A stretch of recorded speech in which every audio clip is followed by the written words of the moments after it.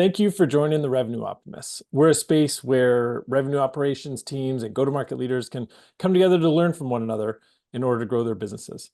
My name is Dave Nelson, and today I'm very fortunate to be joined by Nisha MacMilan, who's the VP of Strategy and Operations at NextRoll. So Nisha, thank you so much for joining. Hi, thank you so much for having me. It's great to be here, and I'm excited for our conversation. Me too. Yeah. So Nisha, to start off, can you tell us a little bit more about yourself? Yeah, absolutely. So as you mentioned, I'm the VP of Strategy and Operations at a company called NextRoll. At NextRoll, we have two business units. We have AdRoll, which is a performance marketing business unit, and then our second business unit is RollWorks, which is account-based marketing.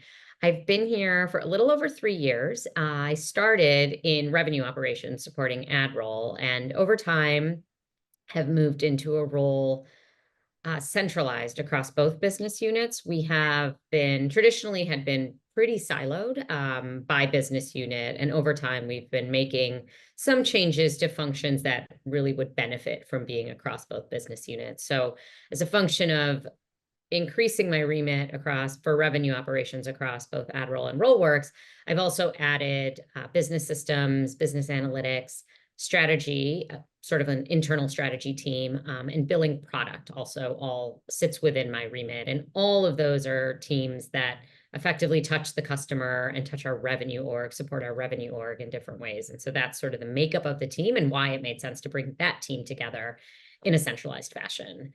Pre-NextRoll, I was at LinkedIn for almost 10 years. In being there for almost 10 years, I did a wide variety of roles. I started on our business development team. I moved into our sales org after a few years in a strategy and operations role.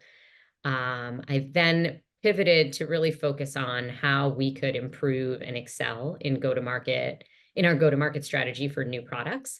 We were at a time in LinkedIn where we were launching a lot of new products, and it felt like we could be more, I would say, structured and process-driven in how we did it. And so I worked cross-functionally with marketing and sales to really understand where we needed to focus, mostly around how we were launching products to customers and internally to our sales team, to ultimately figure out what was the best way to ensure that the products that we were building were then launched successfully. And ultimately where we landed was to actually build out a new team specifically focused on success of new products. And given the work I had done, that team I was responsible for building out that team. I made the business case around why we needed that team. And effectively, what we were trying to solve for was we needed a team in sales that was responsible for new products and for the success of those new products. And so we built this team globally that focused early when the product was in sort of MVP stage of how do we ensure we are hearing customer feedback, we're building that and iterating on that within our roadmap to ensure we're building the product that the customers are most excited about, not just what we're most excited about.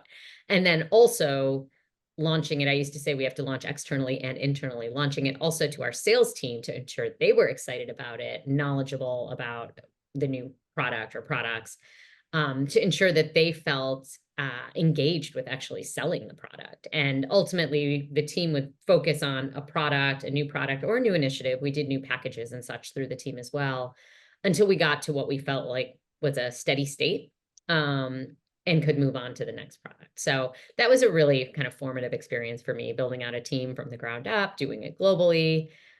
It was a really great experience. And after a few years, I actually moved into a leadership role on the customer success team within the LinkedIn Learning business. I wanted a little customer-facing experience.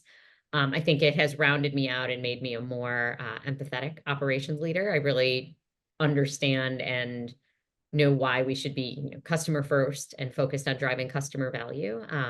So while customer success I don't think is my long-term play, it was a really good experience, and as I said, I think it's really rounded me out as a leader, to have had that customer facing experience. I bet. That's amazing. Well, good for you. So it sounds like you've covered customer success. You've run sales teams when you built out that new sales organization to take the new products. You're doing operations, analytics, and strategy now. So congratulations. You've really covered the gamut. I have about 1 million questions to ask you across all that. So hopefully we can cover a whole bunch today. That sounds great. And thank you. I appreciate it. Okay, so I'd love to dive into a bit of strategy. So you run the internal strategy as well. You mentioned that throughout the year, you're planning quarter to quarter and year to year kind of thing. What is your process for determining strategy in Go Forward? I think a lot of people could probably benefit from learning from you and how you even tackle that project. Every company is going to be different, but just the process would probably be So it's funny, it's moved around a little bit, I would say. And one of the things, and this kind of started from my perspective, even when I was focused specifically on ad roll and revenue operations, was distilling down our strategy and our objectives into what are we focused on for the year.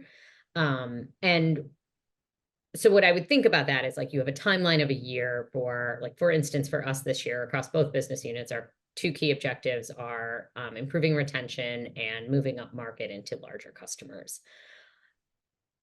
In order to accomplish that, that will look different quarter to quarter, but the objectives for the year are what they are. And I would say in the past, that hasn't always been the case. We have in the past looked quarter to quarter, and it's really hard to do that, right? To orient the organization in one direction, and then a quarter later, you're changing the direction.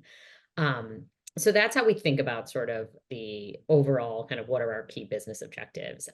We do annual planning, which is, probably about to kick off, probably early Q4. And that focus of, okay, how does our performance look like today? What are we expecting it to look like next year? So there's like the data aspect of it, or the analysis aspect of it.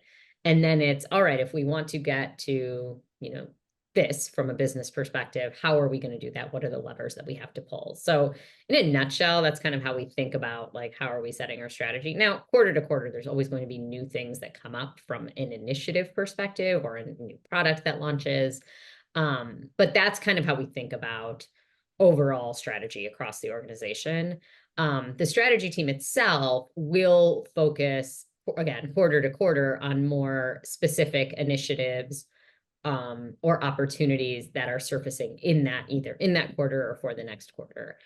So one example of that is right now we are thinking about our self-serve business and what are our opportunities for growth or increased investment there. And that's an area they've been focused on over the last, several weeks or a couple months on, in terms of like, what's our strategy here? And they're partnering with the business owners. I really don't think it ever works for a strategy team to just be, in a corner doing their own thing. They need to be working with the cross-functional stakeholders, the leaders of that organization. We have like effectively a person who owns our self-serve business. And their team, the team that supports them. So that's how we think about it sort of as an ongoing basis. It should very much be in partnership with the business effectively. Retention looks actually very different. If you think about ad roll, which is the majority of our revenue is still usage-based revenue, versus with Rollworks, the majority of our revenue is contracted. And so how we think about retention and how we define retention for Rollworks or for ad roll is very different. Just from the sake of, like, you could have a customer who is spending for 3 months on ad roll and then stops spending, but then comes back and spends a month later. How do you think about that in terms of retention? Have they churned? Have they not? Versus with Rollworks, it's more straightforward. It's more traditional SaaS. But as far as our leadership is concerned, they just want to know, what does retention look like for Rollworks and ad roll? And so having the data and analytics team able to help define that in terms of, from a data perspective, how do we actually define what it means to show a percentage, retention or churn within ad roll, within Rollworks, to build out those dashboards, and then to use that, have that data actually used in how we talk about how our revenue teams are talking about their performance. We're doing forecasting, how we're thinking about pipeline and all of that. So they do work together. I think I was saying this earlier, where a lot before this team came together, a lot of these teams were already working together. They just weren't all part of the same, broader team. Yeah. So it's, and again, you're right. They, of course, work with marketing, with product, with our revenue leaders. But it's having that ability to influence and have that perspective on how we're reporting on data, how we're defining data. That to me has been one of the biggest, like, when people say, oh, I don't think this data, I don't think this data is right, or that number looks off to me. most of the times it's because people are thinking about the data. The definition is different. It's not that the data is actually wrong, but the second, you're looking at a chart and somebody says the data is wrong, it derails the conversation, because then everybody just assumes the data is wrong. And so having that type of having the ability to try to, I mean, it's not 100%, but at least fix that, get aligned on data definitions, have a single source of truth, which has been one of the big key areas that, I've worked with our data leader on. Those have all been really, really beneficial aspects of having this team as one broader team. I believe it. Yeah, that's amazing. I think there would be a huge benefit in having that. And I entirely agree with you that a lot of the times when someone says the data is incorrect, it's because their understanding or expectation of it is different than the person who put it together.